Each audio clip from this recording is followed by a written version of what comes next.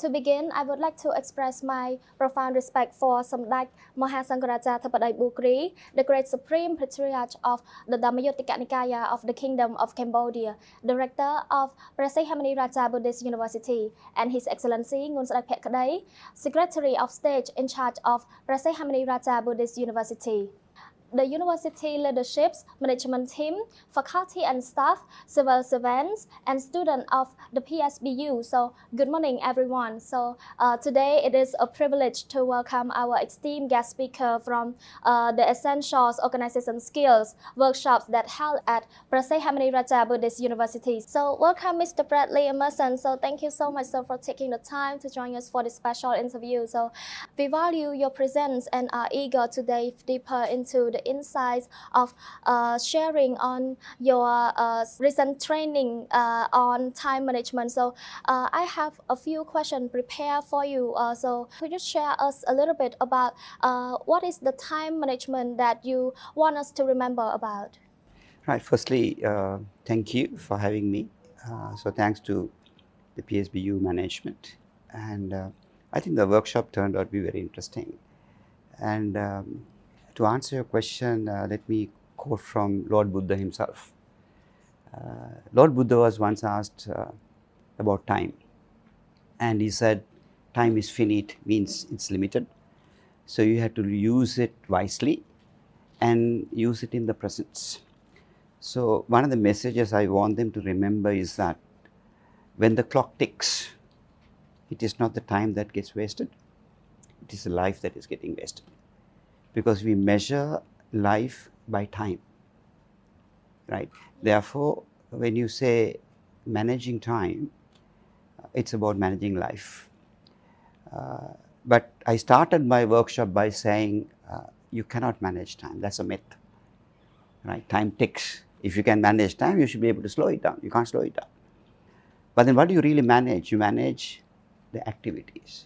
So if you are really, I want to give one message for them to take away is there's nothing called time management.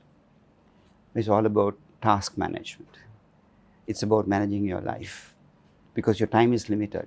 So what you do in the time matters. So the learning the art of choosing what to do in the given time makes you successful. Okay, thank you. That makes perfect sense. So, by the way, how do you stay consistent with the technique you shared today? How do I?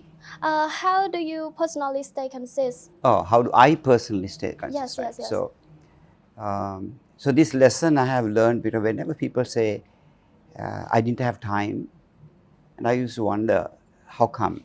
Because there is 24 hours in a day, right? And then if you take away the sleep time, you are still left with about 16 hours. Right? So what do we do with it?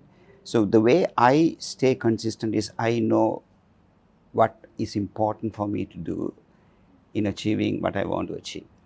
People often ask me, you teach, you write, you work, you train, you coach, you have a family that you manage. How do you find the time? I said, I don't find the time. Time is there. I find the work that is important. So how do I stay consistent? I'll tell you a secret. Most of the time, people will tell you to do a to-do list, right? But I'll tell you, do a not to-do list. Because then when you say, I should not do this, I should not do this, I should not do this, then you find time. So when I wake up in the morning, I decide to myself, I'm not going to do this, this and this. Then it gives you time to do what you should be doing. So my message to the students and the viewers, forget about the to-do list. Do a not to-do list. Then you will know what is important in life. So, yeah, that sounds interesting. Following up on that, so could you share a specific challenge that you face with the time and then how you overcame it? Right. See, most of us have too many things on our plate. Right. So you have to, if I quote from theory of Eisenhower, there are things that are urgent, there are things that are important. So we don't understand the difference between what is urgent and what is important. When you postpone things, they become urgent, but they may not be important in life. And you do urgent things at the cost of doing what is important. So therefore, what you should learn to do is not to postpone things. If you are given a deadline to do it tomorrow, do it today. In my life, I've always been ahead of time. In my workplace, if you say, can I have this report by Tuesday? I would give it on Monday, so that I have Tuesday for free.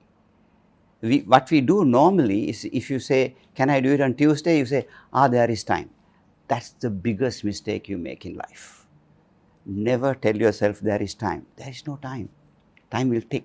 So in my personal life, I was always ahead of the time, because careers are competition. Everybody is wanting to become a CEO. The one who wins the race is the one who is ahead of time. So do before deadline, so that you have time. Yeah, so that's impressive perspective. So building up on what you said, so which time management method do you think that is work the best for the beginner? For a beginner, you have to remember the time is finite, it is limited, number one. Number two, you have to prioritize what is important for you. So because we tend to do a lot of things, multitasking doesn't work, right? You have to do one thing at a time so that you have 100% attention. Particularly your generation, the biggest distraction you have is your phone, your screen time. We are so addicted and you get distracted. You can't give 20 minutes focus time, which is a disaster. The mind must learn to have the discipline to focus on what you're doing, 100%. So switch off the phone, keep it away, and then do it. So I remember in my work time, there are days, let's say Wednesday morning, 8 to 10:30 is my focus time, right? So I would leave the phone with my secretary, no visitors, no phone calls, and I do what I have to do, what is important for me. So what the young children should do is, number one, have focus time. Avoid distraction. You won't die if you don't touch the phone, right? So that's a challenge the current generation has. We didn't have that issue. So focus time, understand what is important for you, prioritize what you're doing, be ahead of time. Okay, that's amazing. So another question. So such a remarkable answer. So, and how do we stay disciplined with the time when the motivation is low? Interesting. How do I say discipline? Now, what is a discipline? Discipline is a habit, self-imposed habit. Now, in school, you are disciplined, right? You come to school at 7:30 and the teacher is ready to teach, and you start work at 7:30. But look at the office. When they say 8 to 5, your timetable says 7:30 to 2:30, you start the class at 7:30 and the teacher is ready. When they come to work, the work letter of appointment say 8 to 5, but you don't come at 8, you come at 8:10. But then you go have your coffee, have your breakfast, then you come back at 8:30. And then by the time you start, 1 hour is gone. So the discipline that we have in school is not carried forward. So the word discipline comes from within. You can discipline a dog from outside. If you tell the dog to sit, it will sit. It will tell the dog to catch, it will run. You can discipline the dog from outside. Humans need to be disciplined from inside. As children, yes, you are disciplined from outside, from home, your parents, your teachers discipline you. Once you become an adult, the discipline is inside out.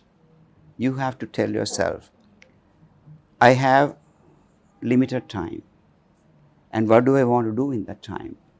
And once you know that your time is limited, then the discipline will come out to say, I need to finish this. So have the discipline of setting a task, a timeline, and the commitment to complete it. It's a remarkable answer. So anyway, do you have any recommended resources for improving our time management skill further? So there are lots of tech stuff that are available. You have Google Calendar, there are a lot of technical stuff that is available now. But even when you have that, if you don't have your mental discipline to manage your life, because time is life, or life is time, time is life. If you don't have the mental discipline to manage your life, then you will regret in your deathbed, oh my God, I should have done this, I should have done that. Why didn't I do this? But what were you doing at that time? You were distracted. So you may have a lot of technology available for you to manage time, but the biggest tool to manage time is here. It's your mind calendar, the mind discipline, and the commitment to your purpose of life will discipline you. I mean, there are enough tools, automatic diaries, reminders, but the mind, before the technology, how did people manage time? Yeah. So if your mind is disciplined and you're committed to achieve what you should, the technology is not needed. Thank you so much, sir. This is the best answering so far, and your experiences and perspective are truly appreciated. So, on behalf of all of us, I would like to extend our sincere thanks to Mr. Bradley for dedicating his times and sharing such insightful knowledge on time management. So, I hope everyone who joined us today has taken away a practical tips, and especially in strengthening on organization skills. So, thank you everyone for joining us today, and I wish you all have a wonderful day. Goodbye.